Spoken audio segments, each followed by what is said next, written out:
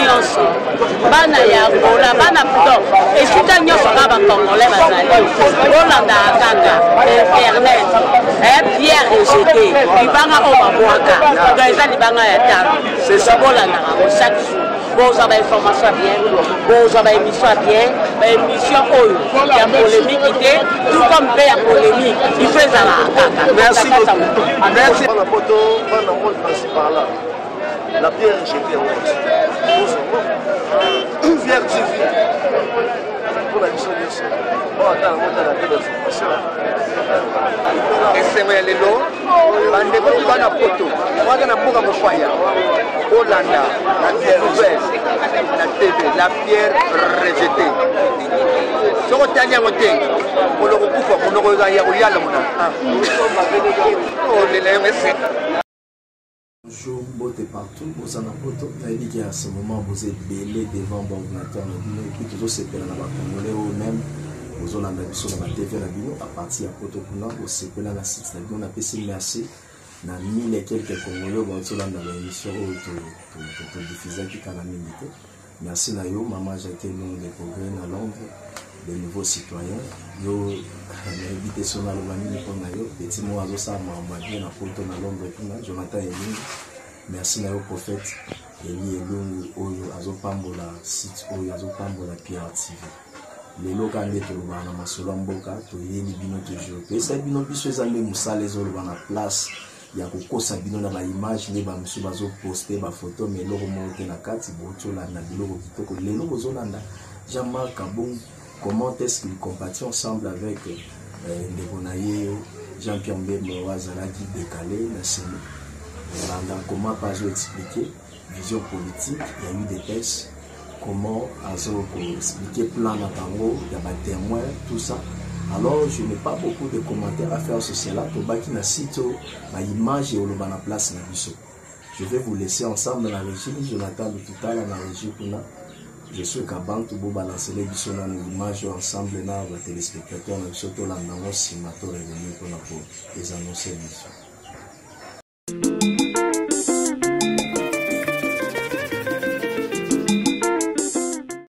Le secrétaire général de l'UDPS a une histoire.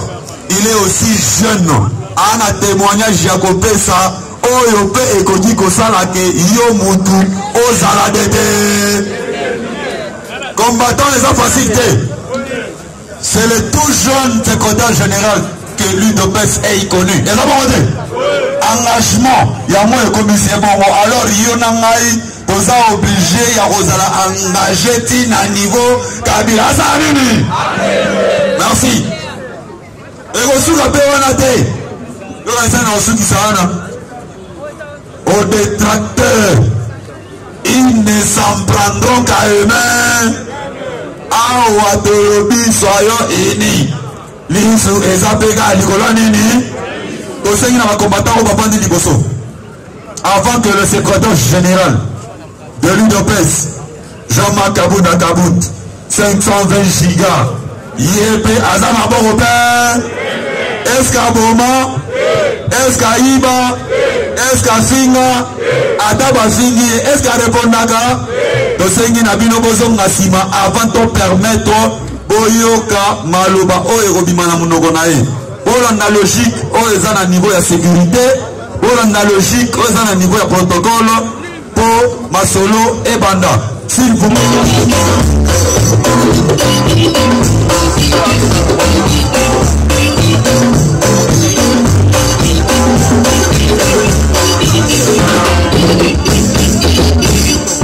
Pour la démocratie,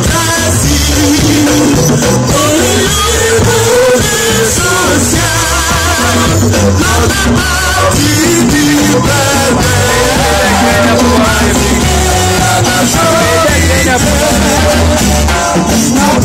la démocratie.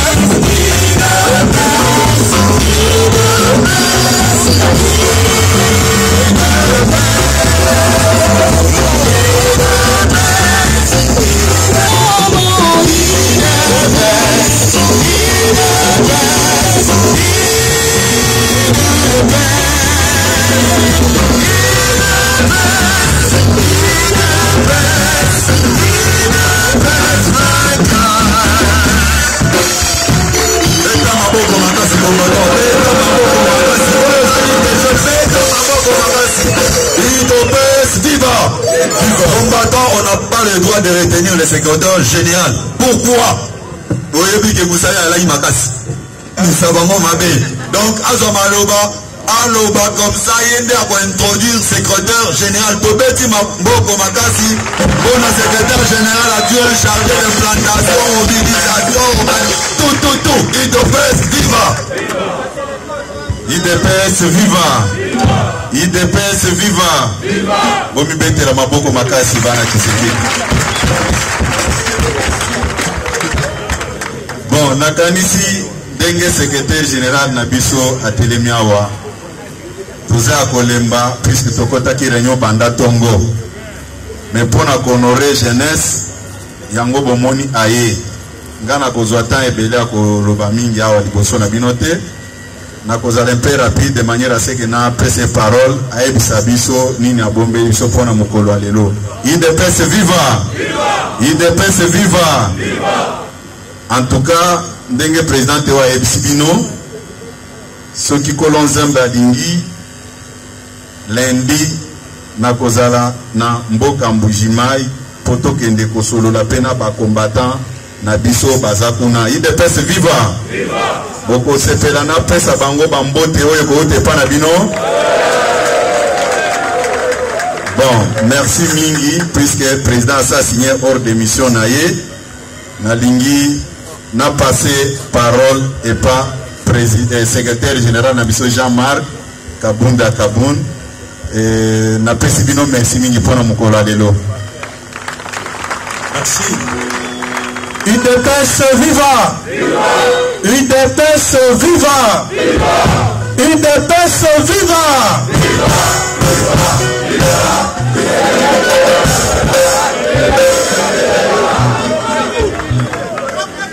Boyebi manifestation bozo sala lelo ezali pleine de sens. En principe bolinga ki bosala ngo le 15 août. Oh bayebi histoire bayebi que ezali mukolo feu président Nabiso azalaka élu na CNS. Eza boyete. Victoire wana président a dédié kango na jeunesse de pendant mukolona décision ezwamaka que chaque 15 août ezali journée à jeunesse na kati ya parti na biso. Pourquoi président Tshisekedi a dédié victoire naé na conférence nationale na jeunesse? Webi natikali mikolo pap na pembe na président va kufa. J'avais compris kazaki mutu moko azaki mingi kota l'avenir que le temps qu'il passait ou le temps présent. On a nini à 84 ans tozan etovandi ata ceux qui tozaient belé. Le président Tshisekedi n'était jamais pressé. Or, biso ba jeune, tozo linga, tokende mbangu pour tozo solution lelo. Mais on avait en face de nous quelqu'un qui était posé. Deux fois, moi, je me posais la question, est-ce que le président Azo comprendre Kazana 84 ans et que Sengeli tokende mbangu parce que nous, on veut bénéficier sur son dos. Kombo nae, nini personnalité nae, il ne peut pas partir sans Kati Kabiso na pouvoir. Or, président Tshisekedi lui avait une autre perception de la chose. Président Tshisekedi a dit qu'il a ceux qui a commis na pouvoir. Mais eza na ba oyo, bako koma na pouvoir, bako komi salut na pouvoir. C'était vous la jeunesse. Bon, quand je me posais la question, Nazo mitou na main, vieux oyo, Azo batté Kazan 84 ans. Toké ko épissé que non, voilà, te signer encore. Abi non, vous avez laissé les bonhommes. Et puis, mes présidents, une année pourvu que token d'élection, au gagner l'élection, on dit qu'il a quand même parti dans le pouvoir. Je n'ai jamais vu Moutouaza qui posait, confiant en l'avenir, net Tshisekedi. Mais L'ère à Koufi, j'ai compris que Tshisekedi plaçait sa confiance dans la jeunesse. Ce qui justifie même nomination Nangaï. Je suis jeune comme vous, laissez-moi vous dire une chose. Jeunesse ezali enfance té. Et Sengeli boye bango. Jeunesse ezali enfance té. Jeunesse ezali période ya vie oyo ambition ezali mingi. Oyo sursaut d'orgueil ezali wana. Volonté ya ko gagner kaka. Jeune natikala komona te, à moins que jeune azala ndenge na ye oyo andimaka défaite ou bien azali besoin de réussite. C'est pendant cette période de la vie qu'on définit ce qu'on sera dans sa vieillesse ou dans les années adultes. Ce qui gêne à l'équipe jeunesse nae na loyenge et adulte nae kozala kaka na loyenge. Donc le loyo binomoko bomoni ko président Tshisekedi avant kufa atiki ba mikolo nyoso azaki na bango tout autour de lui, mais atiki jeune. Est-ce que jeune wana asali soni pona bino ba jeune? C'est la preuve que le président Tshisekedi était prophète et qu'il comprenait Nazali kolobama ben na ba vie était bolimbi sangai, mais jeune nyonso consciencieux a ebi que avenir ezali ponae. Pour ça, parce qu'azali confiant en avenir, akoki kopatoje te, akoki komi poser ma question te en ce qui concerne vision, n'a objectif pour aligner atteindre. Mais il se peut que les loyaux, les jeunes tozana ba on a parti, et belé, bazali ko comprendre dès que parti et vandelinde na jeunesse. Nazana kati a parti depuis âge à 16 ans. Cela m'a façonné. Cela fait que parce que Ozali na parti politique ya mounene et Sengelo mi comporter dignement parce que le pays a besoin de lobby. Ceux qui parti à IDP c'est comme na pouvoir, vous pensez que Tokendo Luka bao bakosala musala libanda parti? Donc misale ezali na mboko yo en termes de dizaines de milliers. Bao nyonso bazali koyiba mbongo mosolo partout. Ti na bao bazwaka taxi na wenze. Nyonso aneza misala esengeli bino bosala wana. Vous allez comprendre que esengeli bomi comportaka dignement. Se comporter dignement voudrait dire ceci. Ozali na parti yeba ke yomoko okoki koko ma président cellulaire, président sectionnaire, président fédéral, secrétaire national, secrétaire général adjoint, secrétaire général et président à parti. Ce qui ont eu conscience wana et qu'on façonne mingi comportement na yo na kati ya parti. Mais ceux qui ont na kati ya parti, na kati ya loyenge, tu n'as jamais pensé à ton avenir politique. Na kati ya IDPS, ozawana esika nyonso mupepe kokende yo okei. Et si ceux qui mupepeke na gauche yo ke na gauche. Ceux qui tiabo euti na ouest yo memiango oketi otikao na est. Wana, je vous assure que bozali ko compromettre ba chance na bino pour na ko émerger un jour kotika la kana parti oyo. Parce que de toute façon, nga na internel na poste ote. Président Fachi a internel na poste azana ngolelote. On aura toujours besoin d'un autre président un jour. On aura toujours besoin d'un autre secrétaire général un jour. Mais est-ce que Kokyo Bundate Lelo pour que ose à la président IDPS lobby, ose à la secrétaire générale lobby? Parce que aux Ambienés, la valeur n'entend point le nombre d'années. voyez bien que n'a géré parti comme président. N'a aussi incroyable. Incroyable parce que le prophète de malheur Bazaki Olobake, ce qui Tshisekedi a Koufi, parti Salinini. Vous dites pourquoi parti Koufité? Non, c'est pas parce que c'est tout simplement parce que Tshisekedi avait bâti son parti sur la jeunesse. Le fait que le parti est vendu la jeunesse, est vendu l'ambition, est vendu l'avenir, est vendu le progrès, parti avec Koufate. Et c'est vrai, ceux qui partent dans l'ambition, c'est qu'à partir des cadres. Parti, il y a papa Mikolo, na maman Mikolo, ROI de PCZAT. Parce que parti, ça n'a beaucoup de pas jeune. N'a pas manifestation, nous sommes de Bobima Kebele. Partout vous êtes visible, vous faites trembler le pouvoir. Vous vous imaginez que ceux qui n'ont parti dans le pouvoir à l'Ingabangabiso, pouvoir à Banga Kamakasi à jeunesse, ou Ezanakatia parti. Comprenez? Na lingina silisa pour le bisabino boy. Comment ninge bozawana na kati ya bureau oyo, même président parti. Ayebi attitude ya moko na moko. C'est vrai que ebele bokansi ke toyeba kabinote.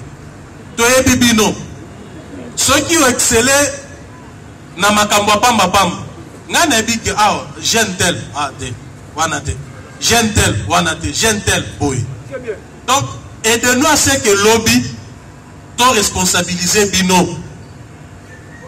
N'a pas commission, n'a pas nomination, parce que vous allez digne, il y a qu'occupé par fonction, pour bénéficier de confiance, il y a chef. Si vous excellez, dans ma mabe, ceux qui m'appellent bimi, tu es déjà que non. Namakambwana tel akozangate. C'est vrai tu es tokuti telwana eza malamuté. Tozo kana bien. Eza malamuté. Et sengeli bino ba jeune boza la bouclier à parti. Et je veux vous dire une chose.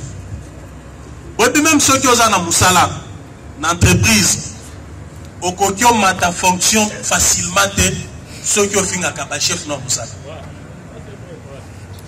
Okozalaka kwa no yeba mingi connaisseur tout fait ozatana ba diplôme boni mais ba chef no bazo finoka bouton pourquoi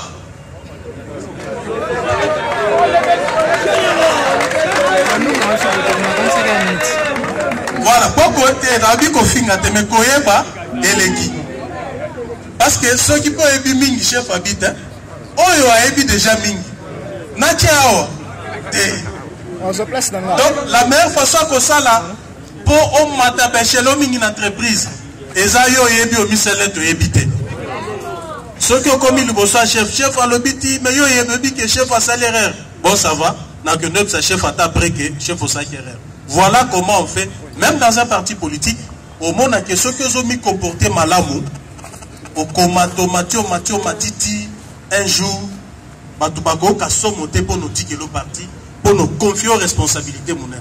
Bien qu'étant jeune,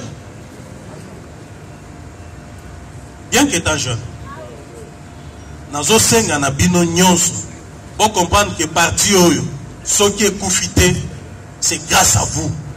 Ce qui bomié bakate c'est grâce à la jeunesse.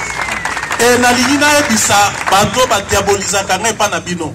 Balobi que c'est linga jeunesse te lukuta munene. Comment voulez-vous que na linga jeunesse te ngamoko naza jeune? Hein? Est-ce que vous avez dit que belé kutu bami benga ba jeune baza ba vie na ngai? Mais comment est-ce qu'on a koki koboya jeunesse tranche d'âge nga nazali? Okutu nga zo sa la fierté. C'est aussi inconcevable que bakuta jeune azo bundisa kabun. Bon, les années, ils ont gagné. Yo jeune, au combattre jeune, et aussi batté. Donc, tout le canadien, tout simplement, et pas nangaï, nalingaka travail bien.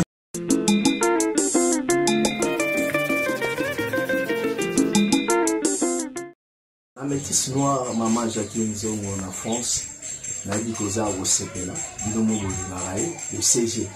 Ma dit CG Mokoaza mordant. Bazo Bengaye, n'a eu des pèses mobile, c'est un monstre. Mon toit mettre côté Kabili, mon toit détour ba plan à des jeux, babi mon toit mboka oyo a sauvé une pèse. Vraiment ma sola politique est très compliqué. Bolanda qui bino moko, tout ça na minga ngobate, to seni ba commentaire na bino ba suggestion, les songa ba critique. Abonnez-vous toujours dans site taka musala boiso s'abonner te to kam. Na seni na bino vous allez belé vous s'abonner pour Bolanda toujours ba news ici ka boza. En tout cas to pesi bino merci maman Sarah Nyande Woso. To pesi merci pe bon retour na Kinshasa. Na bande ko nyonso Bolandi biso na Canada partout. Wana na moni Yemoko Daniel Botamba na Canada, invite au CPL déjà dans l'émission. Merci, maman Jackie Nzongo, la métisse noire, maman Jackie Nzongo des progrès. On se voit à la prochaine. Merci.